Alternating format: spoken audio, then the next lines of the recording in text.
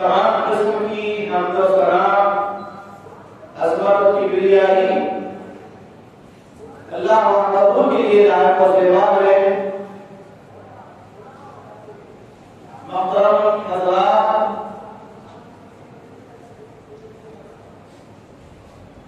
اللہ تبارک و تعالی نے ساری انسانیت کے لیے جس دین کو نازل فرمایا، اس دین کی بے شمار خصوصیات ہے،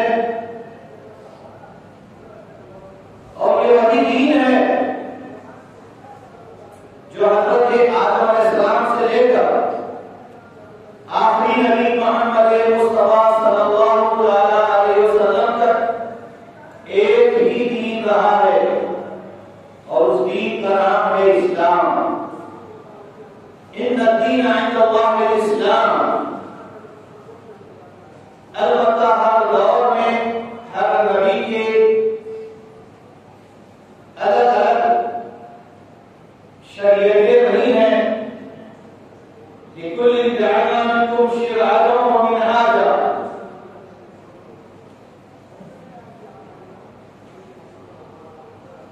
آج ہم جن حالات سے گزر رہے ہیں،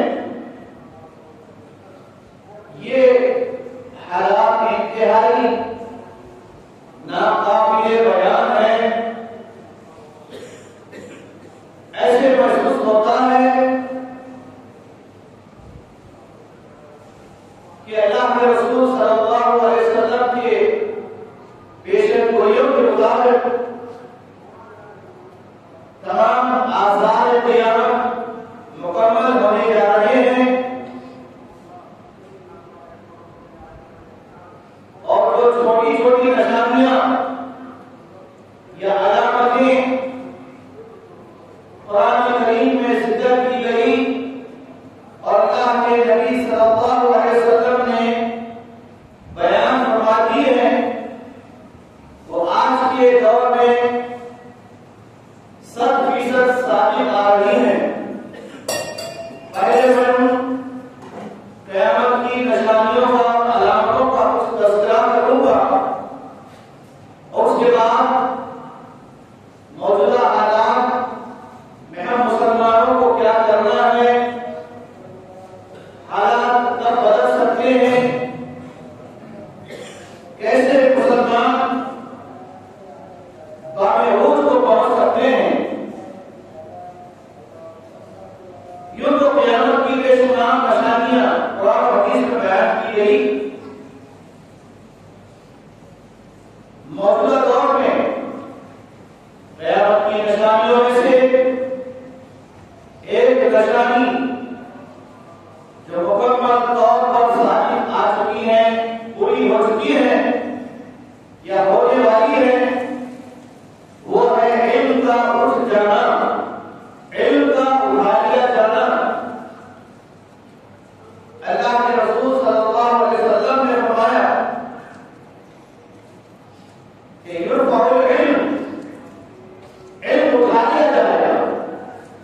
کیا مطلب ہے علم اٹھا لیا جانے کا؟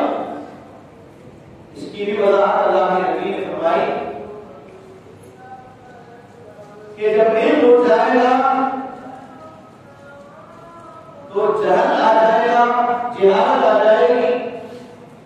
علماء حق کا اٹھنا، علماء حق کا انتخاب کر جانا، یہ علم کا اٹھ جانا ہے۔ جب علماء حق ختم ہوتے جائیں گے تو بچیں گے کون لوگ؟ شرعی قسم کے لوگ، اور شریعت میں مداخلت کرنے والے، شریعت سے خلاف کرنے والے، قرآن و حدیث کو اپنی منمانی تعبیروں سے اس کی تحریف کرنے والے۔ جب لوگوں کی یہ حالت ہوگی، اتخذ الناس رؤوسا جہالا، تو لوگ جاہلوں کو، جہلا کو اپنا پیشوا، اپنا قائد بنا لیں گے۔ آج یہ صورتحال ہو رہی ہے۔ کی نظر ہٹ گئی ہے، علماء کی نظر کم ہو گئی ہے، مدارس کی طرف توجہ ہماری ختم ہو گئی ہے، مساجد کی طرف جانا ہمارا کم ہو گیا ہے. یہ دین کی شعائر ہیں، دین کی بنیادیں ہیں. یہی وجہ ہے کہ آج مسلمان صرف نام کا رہ گیا. یہ بھی وجہ کوئی اللہ کا نبی نے فرمایا لا يقبل الاسلام الا رسمه، کہ قیامت کے قریب اسلام کی رسومات رہیں گی، یعنی صرف رسمی طور پر لوگ دین کو اپنائیں گے، ایک کلچر کے طور پر اپنائیں گے، دین کو اس کی بنیادوں کے ساتھ، اس کی حقیقت کے ساتھ نہیں اپنائیں گے. یعنی فارمیلٹی ادا کرنے کے لیے ایک عادت کے طور پر کچھ چیزیں انجام دیں گے اور حقیقت میں یہ دین کا اجالا ہے. پھر مزید اللہ کے نبی صاحب فرماتے ہیں لوگ ایسے جہالا سے کم لوگوں سے فتوے دریافت کریں گے، پوچھیں گے، مسائل پوچھیں گے،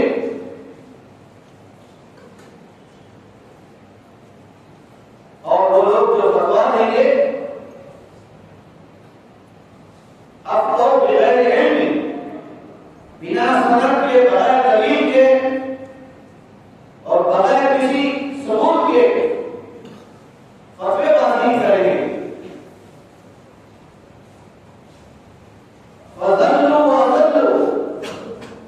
یہ فتوا دینے والے لوگ بھی خود بھی گمراہ ہوں گے اور لوگوں کو بھی گمراہ کریں گے. تو آج گمراہی، جاہلیت ہمیں عروج پر ہے.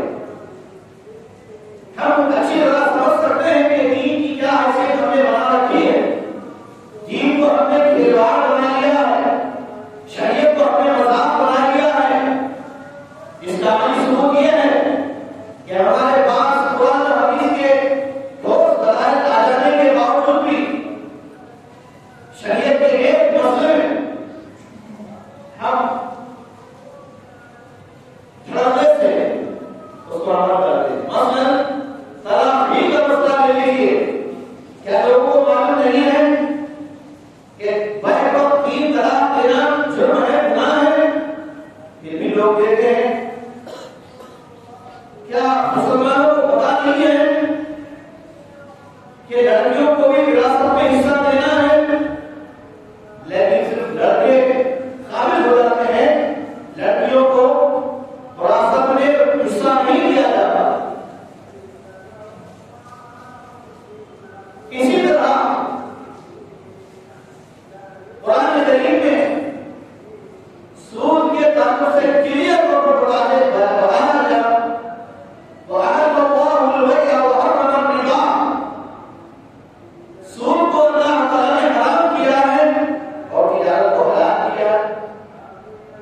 لیکن آج سود کی مختلف شکلیں بازار کی طرف نظر آتی ہے، لیکن کہیں نہ کہیں وہاں پر انٹرسٹ اور سود معاشرے میں پھیلا ہوا.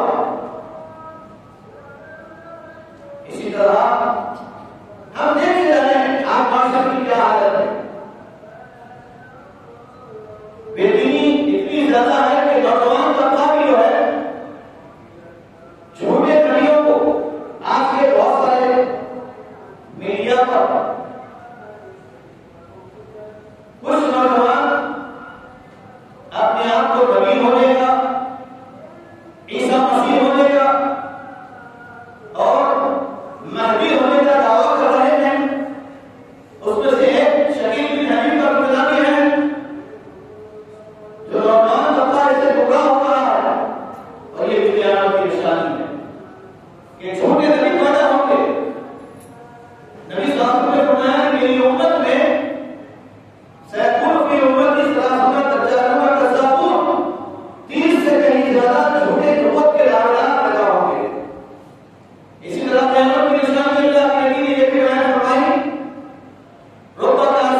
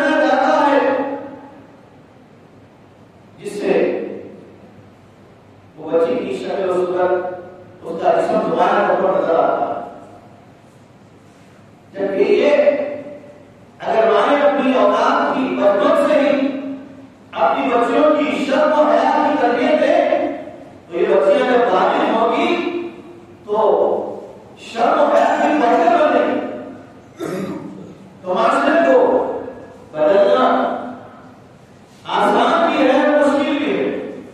میرا عنوان یہ ہے حالات کیسے بدلیں گے۔ یہ وسیع عنوان ہے، حالات سے مراد کون سے حالات ہیں؟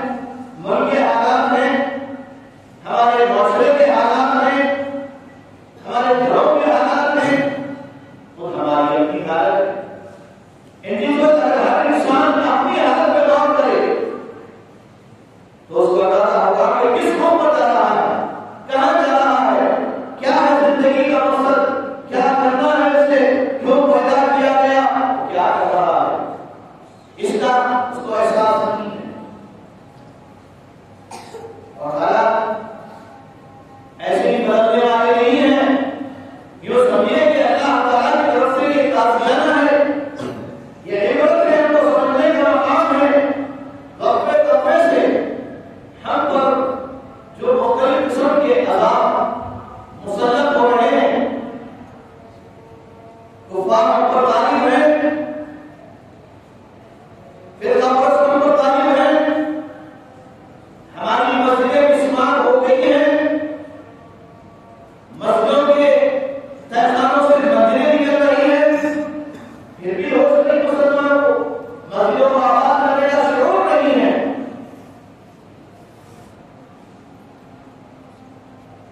اور اسلام کے خلاف، شریعت کے خلاف کھلے طور پر مذاق اڑایا جا رہا ہے۔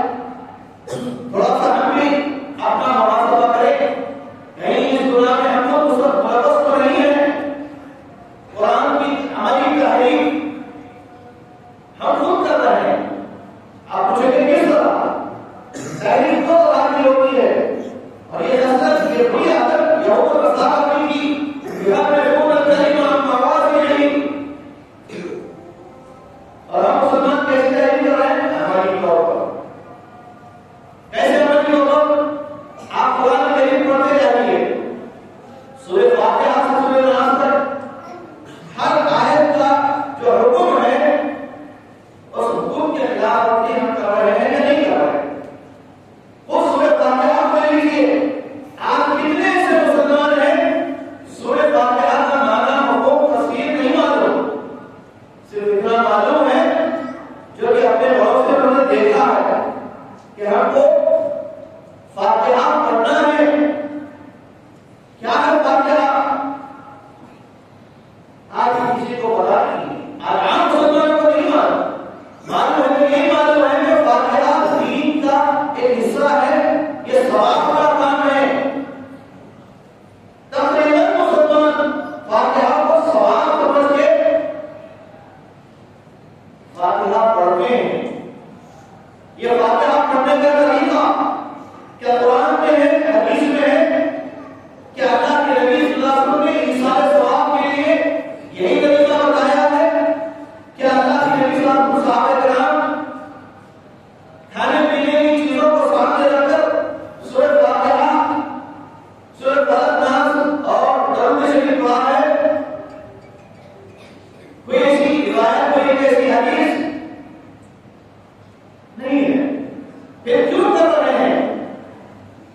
کرنے کی وجہ ہے کہ وہ ہے روایت پرستی، روایت پرستی، سماج پرستی، آبا و اجداد کے طور طریقے کی انتی تقلید۔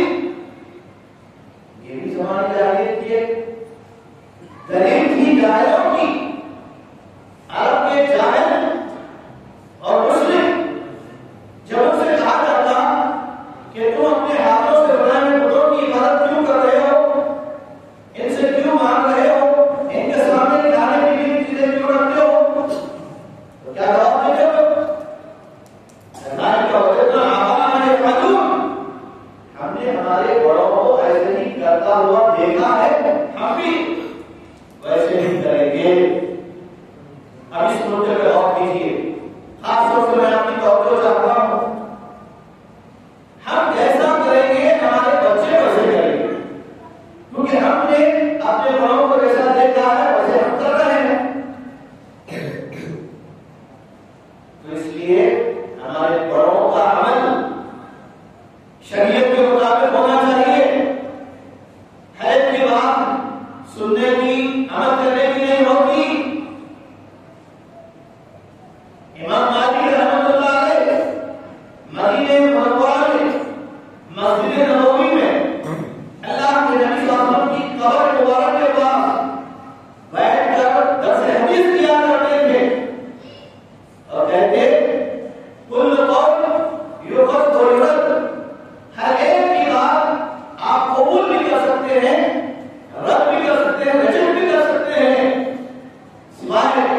حاضری کے امام مالک رحمۃ اللہ علیہ نبی صلی اللہ علیہ وسلم کی خبر کی طرف اشارہ کر کے اپنے شاگردوں کو فرماتے سوائے ہستی کے سوائے شخصیت کے یعنی اللہ کے نبی صلی اللہ علیہ وسلم کی حدیث نبی کی حدیث نبی کی سنت کو سننے کے بعد پڑھنے کے بعد اب آپ کو کوئی اختیار نہیں رہتا کہ میں جو یا نہ لوں نہیں لینا ہی ہے آپ کو عمل کرنا ہی ہے ما آتاکم الرسول فخذوه وما نهاکم عنه فانتهوا کہا اللہ تعالیٰ نے کہ اللہ کے رسول صلی اللہ علیہ وسلم جو حکم دے اسے اختیار کرو جس سے منع کرے اس سے رک جاؤ آج پوچھ رہے ہیں نبی صلی اللہ علیہ وسلم نے فرمایا شادی کو آسان کرو نہیں کر رہے مصیبت آ گئی ہے اپنے آپ پر شادیاں لاکھوں کروڑوں کی ہو رہی ہیں ایک دو گھنٹے کی خوشی کے لیے شریعت کے خلاف سنت کے خلاف ہمارا عمل ہو رہا ہے ناچ گانے باجے ڈانس بنیادیت بحاثیت مردوں کا عورتوں کا اختلاف پھر فضول خرچی اسلام اتنی فضول خرچی اس کی انتہا نہیں فضول خرچی یہ بھی شیطان کا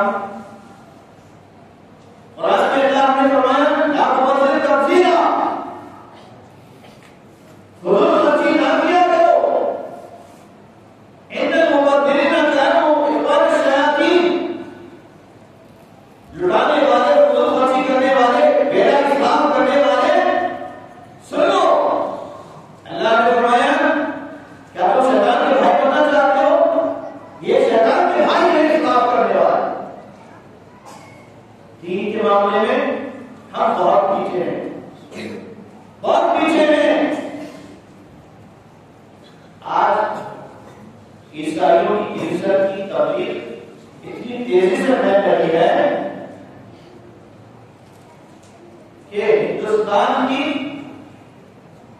70 زبانوں میں بائبل کا ٹرانسلیشن کر کے انہوں نے پورے ہندوستان کے چپے چپے میں پھیلایا اور آج ہم مسلمان قرآن کریم خود پڑھے نہیں ہیں مسلمانوں کے اندر دین کا شعور نہیں ہے دعوت و تبلیغ کا احساس نہیں ہے کیسے گمراہ ہو رہے ہیں لوگ ارے دیہاتوں کی بات چھوڑیے شہر کے اندر کتنی بڑی گمراہی اور ارتداد ہو رہا ہے افسوس کرو ارتداد مرتد ہونے والی بچیاں جوان بچیاں مشرکوں سے کافروں سے شادی رچا کر بے ہو گئے بیمار ہو گئے اسلام سے پھر گئے ہو ابھی کچھ ہی دنوں 15-20 دن پہلے کی بات ہے ایک ایڈوکیٹ کا مجھے واٹس ایپ پر میسج آیا کہ 35 مسلم بچیوں نے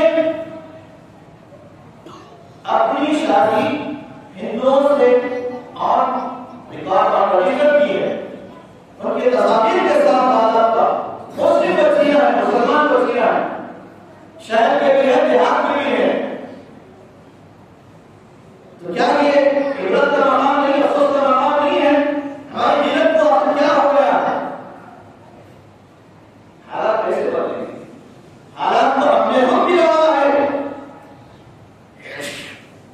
ملاؤں کی حالت تو کیا ہے وہ علماء سو برکت علماء جن کے بارے میں کہا گیا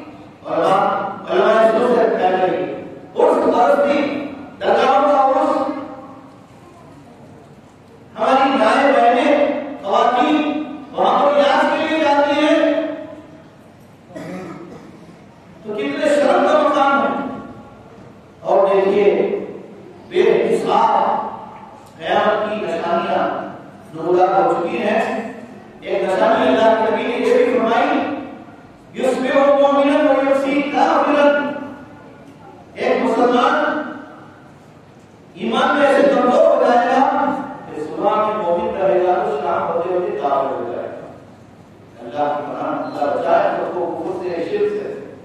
صبح میں مومن رہے گا تو شام میں کافر ہو جائے گا. اور آپ نے یہ بھی فرمایا میری امت پہ قیامت تب تک نہیں آئے گی جب تک کہ امت کے میری امت کے لوگ لات عزا منات ہبل جس کی پرورش کیا جاتا تھا جس کی پوجا ہوتی تھی جب تک مسلمانوں میں پوجا پاٹ نہیں آ جائے گی قیامت نہیں آئے گی. آج کتنے مسلمان پوجا پاٹ کر رہے ہیں. آپ تفصیل بتانے کی ضرورت نہیں ہے. سوشل میڈیا پہ بھی ہم دیکھ سکتے ہیں کتنا جو ہے کفر کو ہم نے شرک کو ہم نے گلے لگایا ہے. اسلام کو ہم نے نکال گھروں سے اپنے سماج سے اپنی زندگی سے نکال دیا کہ ہم کو اسلام کی ضرورت نہیں. عملی طور پر بتا دیا پیدائش سے لے کر مرنے تک پورے رسومات دے دیے. بچہ پیدا ہوتا ہے تو کیسے اسلام نے بتایا اس کا کیا کرنا ہے. 7 دن عقیقہ کرنا ہے نہیں کیا جاتا. 40 دن ایک رسم ادا کی جاتی ہے چھٹی کی رسم.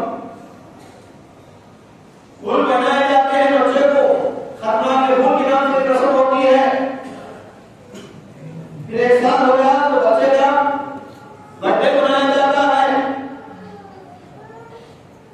انتخاب ہوتا ہے کسی کا 20 دن 20 ماہ پھر 40 ماہ پھر سال ہو گئے تو برسی.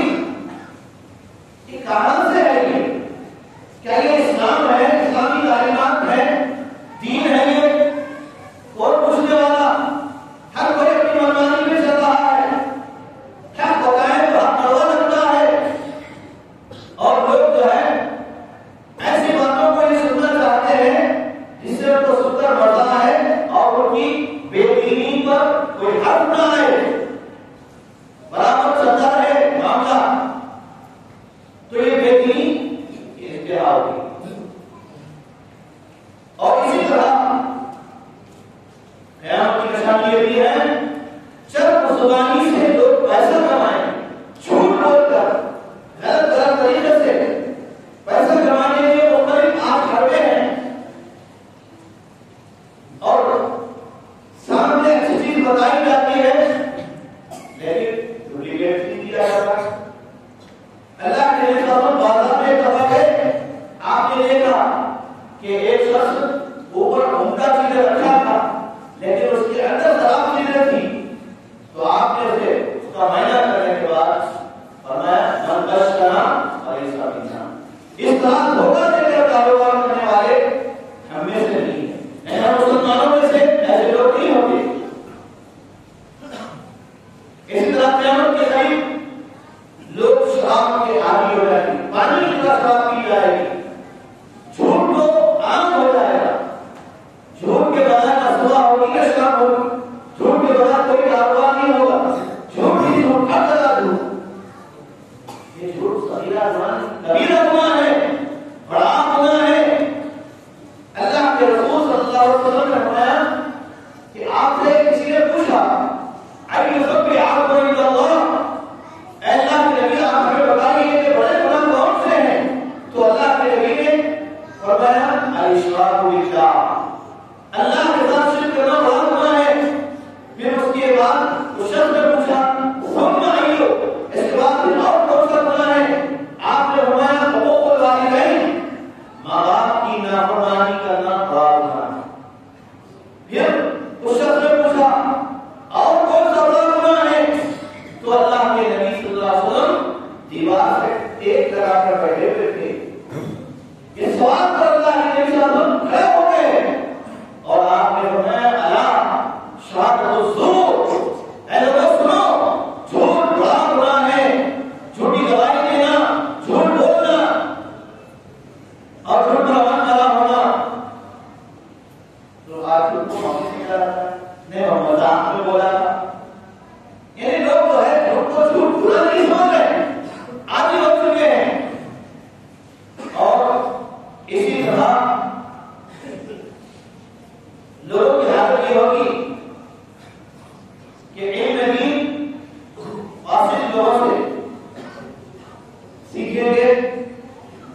کے لیے لوگوں کو مسجد کا امام ڈھونڈنا چاہیں گے، امام نہیں ملیں گے، مسجدوں میں فخر کرنے والے اور مسجدوں کو عالیشان بنایا جائے گا. زبان تو بہت شیریں ہوگی لیکن دل کڑوے ہوں گے اور مسلمانوں کے خلاف غیر مسلموں کا اتحاد ہوگا. یہ سب قیامت کی نشانیاں ہیں. یعنی مسلمان ایک ملت ہونے کے باوجود بھی، ایک امت ہونے کے باوجود فرقوں میں طبقوں میں بٹ جائے گی. اللہ کے نبی صلی اللہ علیہ وسلم نے فرمایا کہ قوم بنی اسرائیل 72 فرقوں میں بٹ گئی، عیسائی 71 اور یہودی 72. میری امت 73 فرقوں میں بٹ جائے گی. 70 پہ 3 فرقوں میں پوری امت منقسم ہو جائے گی. کلہم فی النار، سب کے سب جہنم میں جائیں گے الا ملت واحدہ، سب جہنم میں جائیں گے صرف ایک ملت کے، ایک امت کے. صحابہ نے پوچھا وہ کون سے لوگ ہوں گے، وہ کون سی جماعت ہوگی یا کون سی ملت ہوگی؟ تو اللہ کے نبی صاحب نے فرمایا انا واصحابی ما انا علیہ واصحابی.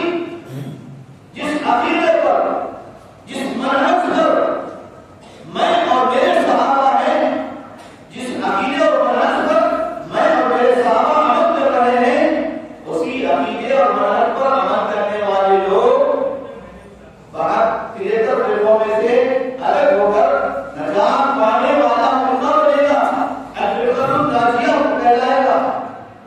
اسی کو اللہ نے بھی ظاہرہ منصورہ کہا کہ کامیاب ہونے والی جماعت ہوگی.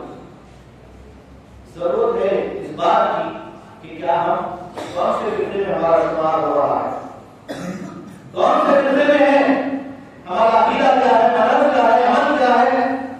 مذہب میں روح اور نصارہ تو تمدن میں ہے تو یہ وہ مسلمان ہیں جنہیں دیکھ کے شرمائے یہود. ہمارا دیکھ دیکھ طور طریقہ، اٹھنا بیٹھنا مشرکوں، فاسقوں، فاجروں، یہود و نصارہ کی طرح صرف زبان میں ہمارا کلمہ ہے.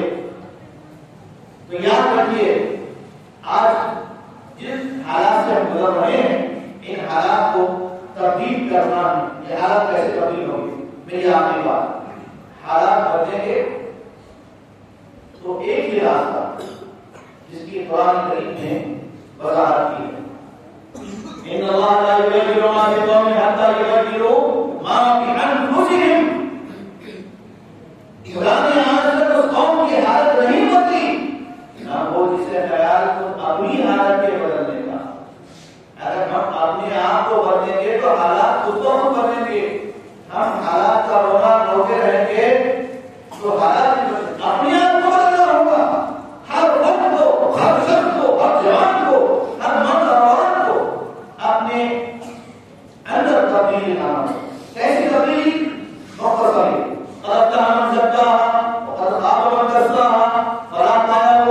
تزکیہ کر لیا اور ایسے ارکان مومنون الذین هم فی صلاتهم خاشعون. اپنی نماز کو درست کرنا.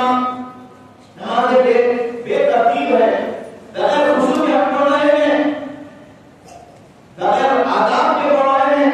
نبی نے جیسی نماز پڑھی بتائی ویسے نہیں پڑھ رہے. تو باقی کی حدیث ہے صلو کما رأیتمونی اصلی. ایسے ہی نماز پڑھو تم جیسے تم نے مجھے پڑھا ہوا دیکھا ہے. آج تک امت کی اکثریت کو پتا نہیں ہے، کوئی بتا نہیں سکتے. امت کی اکثریت کی بات کر رہا ہوں کہ نبی نے کیسی نماز پڑھی تھی، نہیں بتا رہے، نہیں بتا سکتے. کیوں؟ اس لیے کہ سیکھنے کی، جاننے کی کوشش نہیں کی کہ ہمارے نبی کیسی نماز پڑھتے تھے. تو وہ سیکھنے کی ضرورت ہے. تو حالات کو بدلیں گے جب کہ ہمارے اندر جو بزدلی، بے ہمتی، بس ملتوی آ رہی ہے اسے دور کرنا. وَلَا تَهِنُوا وَلَا تَحْزَنُوا وَأَنْتُمُ الْأَعْلَوْنَ إِن كُنتُم مُؤْمِنِينَ. رنج نہ کریں، غم نہ کریں. کامیابی ہمارے قدم چھوئے گی اگر ہمارے اندر ایمان کامل ہے. ایمان دل میں برس ہونے کا نام ہے. صرف ظاہری طور پر کوٹا پائجامہ داڑھی اس سے اسلام ظاہر نہیں ہوگا. یہ اسلام ہے. ایمان یہ بڑی اہم ترین چیز ہے اور ایمان ایمان نظر نہیں آتا، اسلام نظر آتا. نماز پڑھ رہے ہیں آپ، یہ اسلام نظر آتا. حج کر رہے ہیں، یہ اسلام ہے، نظر آئے. لیکن ایمان ہے کہاں؟ سن لیجیے. اللہ کے نبی صاحب کے پاس دیہاتی بدبی لوگ آ کر کہنے لگے اور آ کر کہنے لگے کہ ہم ایمان لائے. یعنی وہ لوگ بازار اسلام کی شان و شوکت کو، اسلام کا کی دعوت کو پھیلتا ہوا دیکھ کر اللہ کے نبی صلی اللہ علیہ وسلم کی خدمت میں آ کر کہنے لگے ہم لوگ ایمان لائے، ہم ایمان لانا چاہتے ہیں، ہم ایمان لائے. تو اللہ تعالیٰ نے سورہ حجرات کی آیت نازل فرمائی، کہا کہ اے نبی آپ مت لیے سے قل لم تؤمنوا، تم ایمان نہیں لائے، ولکن قولوا اسلمنا، یہ کہو کہ ہم اسلام لائے.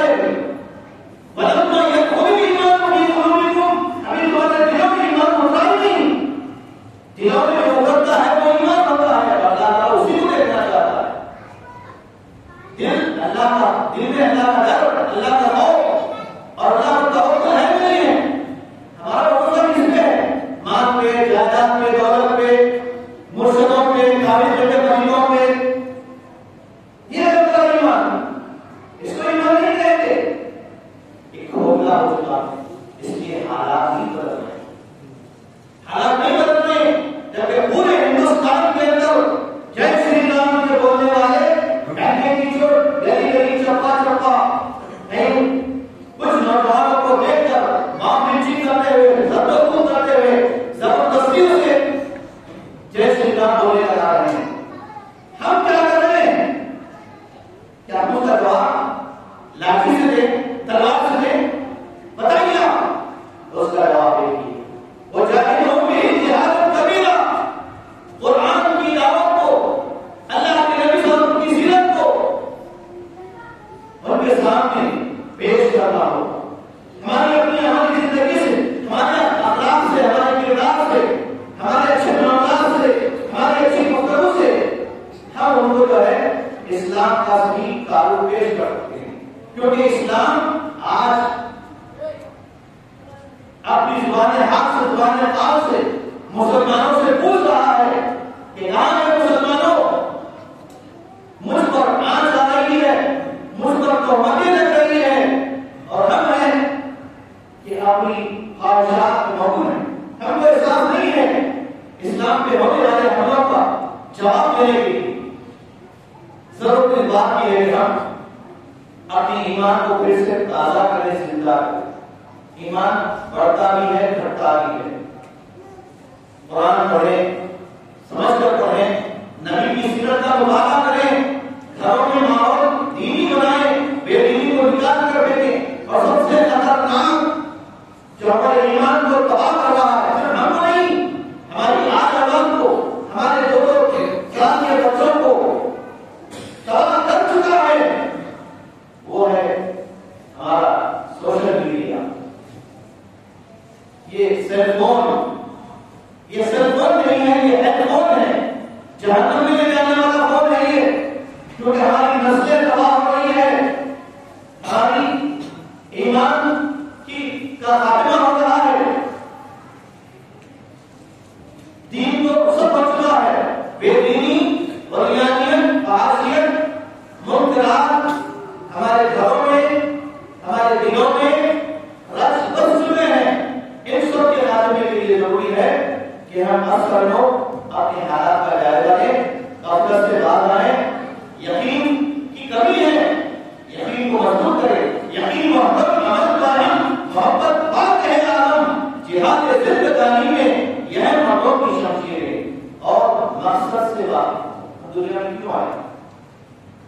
وہ ایک اچھی طرح سے ہمیں بتائے دنیا میں اس لیے آئے کہ اللہ کی عبادت کریں، اس میں کوتاہی وقت نہیں ہونا، اور دین کی اہمیت سب سے زیادہ محبوب ہو.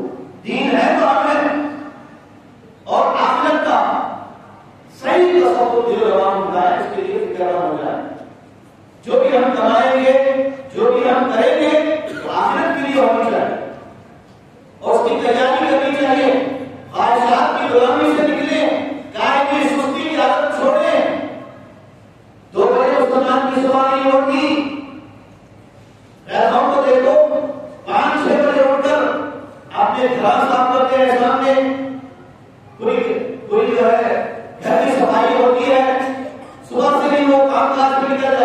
اور ہماری صورت حال کیا ہے؟ آپ کو ہمارے شہر حیدرآباد پرانے شہر کے اندر رات تمام زندہ ہے، یعنی رات تمام جاگے ہوئے ہیں، دن تمام آدھے دن تک سوئے ہوئے ہیں. آدھے سوئے ہوئے پورا شہر سو رہا ہے.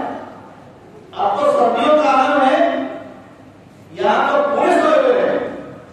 تو یاد رکھیے یہ غفلت ہے، یہ غفلت ہے ہماری. اس غفلت سے باہر آنا ہوگا. دل ہمارے بھٹک گئے ہیں گمراہی میں، لذتوں میں، خواہشات میں، تمناؤں میں، آرزوؤں میں. ایک وقت پکڑے اور اس کے لیے کیا کرنا ہوگا؟ ہفتے میں ایک مرتبہ مسلم قبرستان جانا، درگاہ میں نہیں، قبرستان جانا ہوگا. قبرستان جائے فجر سے پہلے اٹھ کر اکیلے جائیں. دوسرا کام کیا کرنا ہوگا؟ عثمانی ہاسپٹل ہے، اس کے پیچھے موتا خانہ ہے، وہاں ایک مرتبہ ضرور جائے گا. تو آپ کو زندگی کی خواہشوں کی معلوم ہوگی، زندگی کی حقیقت معلوم ہوگی. لاکھوں لاشیں ڈیڈ باڈیز کو دیکھنے کے بعد آپ کو احساس ہوگا کہ زندگی جو اللہ نے آپ کو دی ہے، پتہ نہیں یہ لوگ کب مرے ہیں، کہاں مرے ہیں، کس حالت میں مرے ہیں.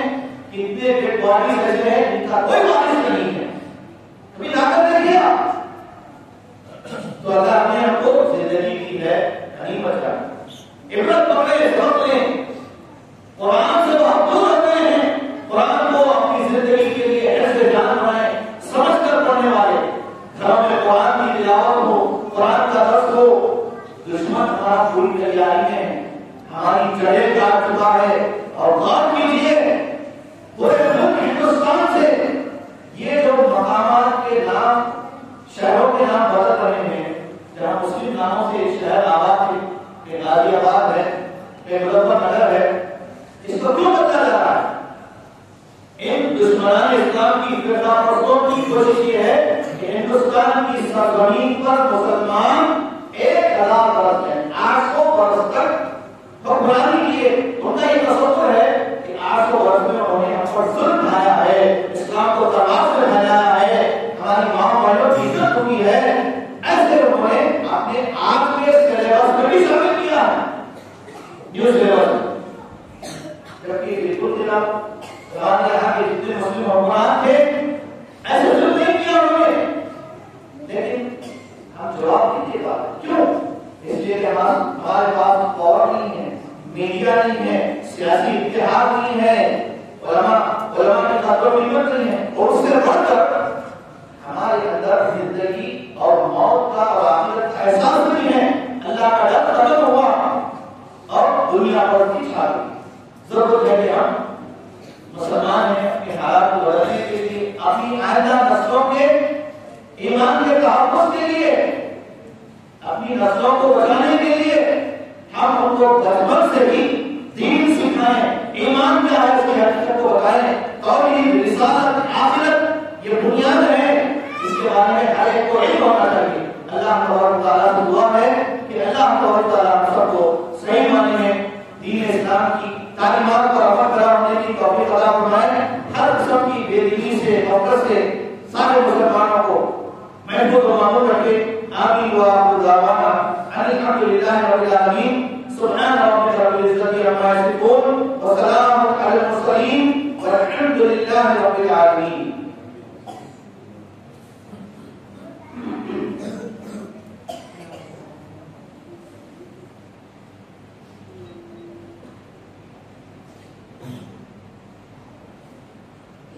إن الحمد لله نحمده ونستعينه ونستغفره ونعوذ بالله من شرور أنفسنا ومن سيئات أعمالنا. من يهده الله فلا مضل له ومن يضلل فلا هادي له. وأشهد أن لا إله إلا الله وحده لا شريك له وأشهد أن محمدا عبده ورسوله. إن الله وملائكته يصلون على النبي يا أيها الذين آمنوا صلوا عليه وسلموا تسليما. اللهم صل على محمد وعلى آل محمد كما صليت على إبراهيم وعلى آل إبراهيم إنك حميد مجيد. اللهم اغفر للمؤمنين والمؤمنات والمسلمين والمسلمات الأحياء منهم والأموات. اللهم انصر من نصر دين محمد صلى الله عليه وسلم وكل من قتل دين محمد آمين. عباد الله رحمني ورحمكم الله، إن الله يأمر بالعدل والإحسان وإيتاء ذي القربى وينهى عن الفحشاء والمنكر